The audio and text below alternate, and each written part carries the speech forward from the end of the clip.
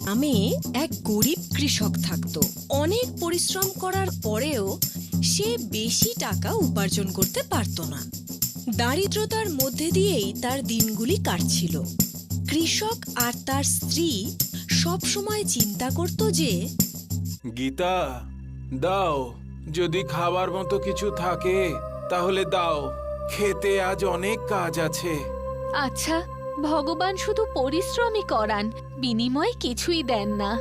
ভগবানের ওপর ভরসা রাখো গীতা। কাজ করা আমাদের কর্তব্য, ফল দেওয়ার দায়িত্ব ওনার। দেবেন।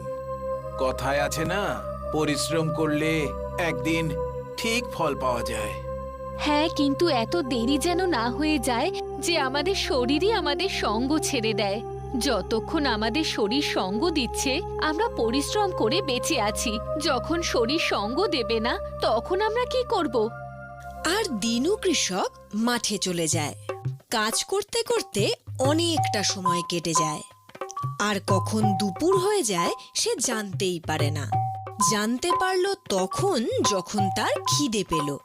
সে তার স্ত্রীর দেওয়া কাপড়ের ছোট্ট পুটুলিটা খুলল আর তার মধ্যে থেকে রুটি পেঁয়াজ বের করলো। আর যেই না সে রুটির টুকরো ছিঁড়ে মুখে দিতে যাবে, এমন সময় এক ভিক্ষুক সেখানে এসে উপস্থিত হলো। কিছু খাবার কি পাওয়া যাবে বাবা? বাবা, শুধু দুটো রুটি আছে। বাবা, সবাই বলে সুখের জন্য দুটো রুটি যথেষ্ট। সুখের কথা তো জানি না বাবা, তবে রুটি অবশ্যই। আসুন, একটা রুটি আপনিও খান। কি ব্যাপার বাবা, বলো, তোমার কথা শুনে এত হতাশ মনে হচ্ছে কেন?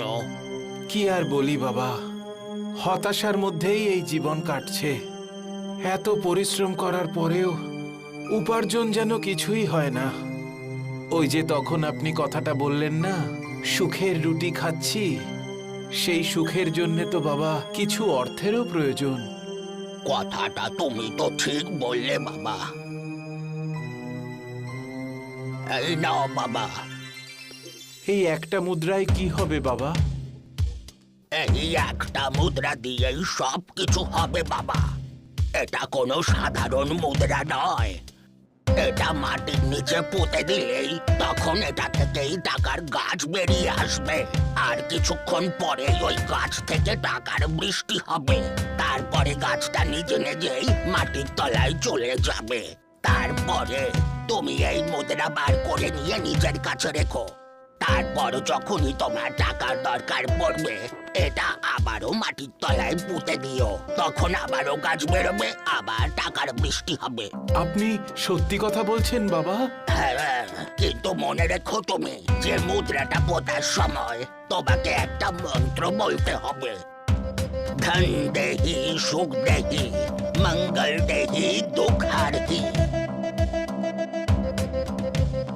যদি এই মন্ত্রটা বলে মুদ্রাটা পুঁতে দাও, তখনই টাকার বৃষ্টি হবে। আর যদি মন্ত্র বলতে ভুলে যাও আর মুদ্রাটা পুঁতে দাও, তখন সেটা টাকার গাছ নয়, কাঁটার গাছ বের হবে। আর কাঁটার তোমার উপর এমন বৃষ্টি হবে, তখন তুমি আহত হয়ে গিয়ে মৃত্যুও ঘটতে পারে। আচ্ছা বাবা, আমি আপনার মন্ত্র মনে রাখবো।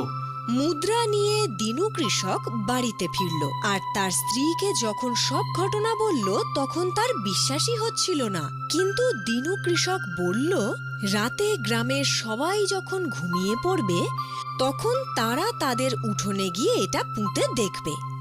ধন দাও, সুখ দাও, কল্যাণ করো, দুঃখ ঘোচাও। দেখলে তুমি, আমি প্রথমেই জানতাম কেউ তোমার রুটিটা খাওয়ার জন্য তোমাকে বোকা বানিয়েছে।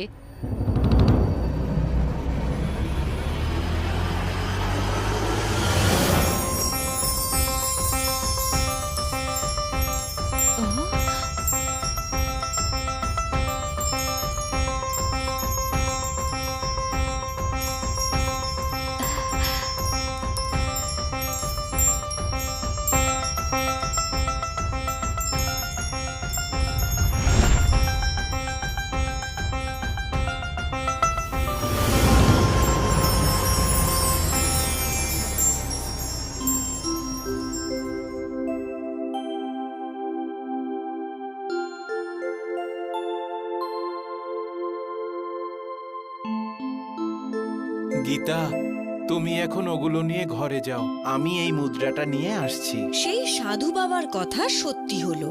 দিনু কৃষক আর তার স্ত্রী গীতার আনন্দের সীমা রইল না। এবার তাদের যখনই দরকার পড়তো, তারা রাতে চুপি চুপি নিজেদের উঠোনে গিয়ে মুদ্রা পুঁতে দিত। সেখান থেকে গাছ হতো আর তার মুদ্রা দিয়ে এদের প্রয়োজন মিটে যেত। ধীরে ধীরে তাদের আর্থিক অবস্থার উন্নতি হতে লাগলো। কিছুদিনের মধ্যেই তাদের বাড়িতে সেই সব কিছু চলে এলো যা তারা সারা বছর পরিশ্রম করার পরেও কেনার স্বপ্নও দেখতে পারত না। হঠাৎ তাদের এত উন্নতি দেখে তাদের প্রতিবেশী চন্দু কৃষক এবং তার স্ত্রীর চোখ ছানা বড়া হয়ে গেল। এই যে শুনছো, এই 4 দিনের মধ্যে দিনুর মতো একটা গরিব কৃষক এতগুলো টাকা কি করে পেল বলো তো? 4 দিন ধরে আমি এটাই ভাবছিলাম। তুমি শুধু ভাবতেই থাকবে, কিছু করতে হবে না। করব তো। আজ রাতে ওর বাড়িতে গিয়ে দেখবো আমি যে টাকা কোথা থেকে আসছে।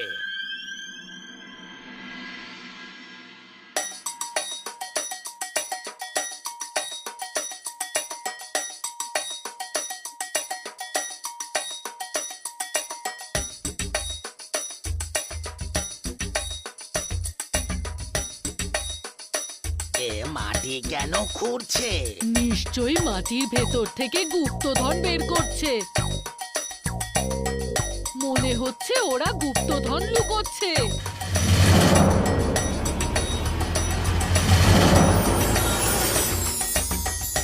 টাকার গাছ।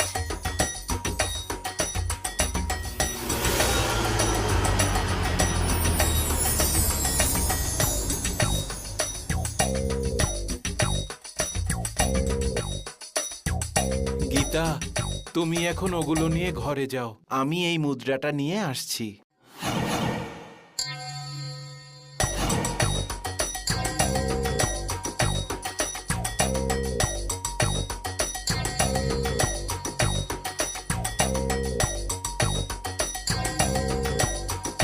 তুমি কি দেখলে গো? এটাই যে মুদ্রাটা বাক্সের মধ্যে রেখেছে। আর কি ভাবলে গো? এটাই যে মুদ্রাটা রাতের মধ্যেই চুরি করতে হবে। সত্যি সত্যি দিনু কৃষক আর তার স্ত্রীর ঘুমিয়ে পড়ার পরেই দুজন চুপি চুপি তাদের বাড়িতে ঢুকে পড়ল আর বাক্স থেকে ওই মুদ্রা বের করে নিজেদের উঠোনে নিয়ে এসে পুঁতে দিল।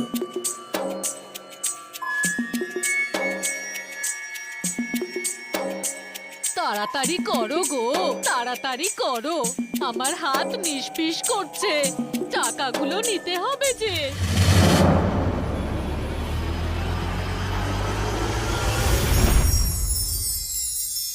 এসেছে এসেছে, টাকার গাছ এসেছে। আরে টাকার বদলে দেখি কাঁটা বেরোচ্ছে। আরে লোভী, একটু ধৈর্য ধরো। যেমন গাছের আগে ফুল হয় তারপরেই তো ফল হয়, সেরকমই এর হয়তো আগে কাঁটা আসে তারপরে হয়তো টাকা আসে।